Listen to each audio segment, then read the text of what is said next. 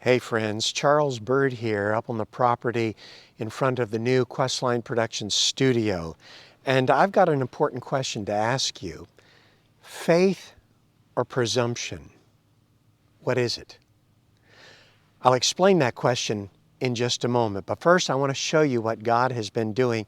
We are very, very close to finishing the new QuestLine Productions studio. The electricity is on. The water is now flowing, and a lot of the finish work is getting completed. Exit signs are now in place along with emergency lighting in case we need to leave the building quickly. The tectum for sound deadening is on the walls, and the entire studio has been painted. So is it faith or is it presumption? Well, for me, it's got to be faith. The answer is faith, because what God starts, He finishes. He called us to take the gospel, the three angels' messages, to the world. He called us to bring the everlasting gospel to every creature. And we're choosing to cooperate with Him in that. And so I choose to put my faith in Him that what He has started, He'll finish.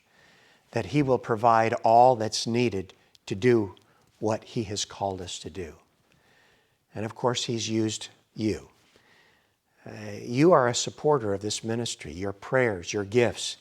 And this is what God has accomplished with what you've already invested with your prayers and your contributions.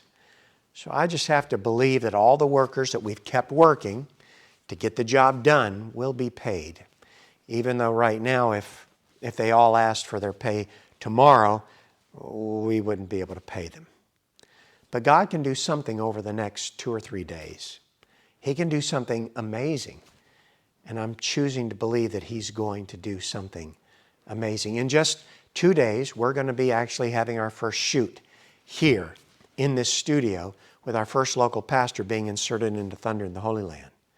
Of course, our laser focus is on the I Met God project, so we need this building for that purpose. I was reading in my Bible, it said that God will give 100-fold for those who have given up houses or lands.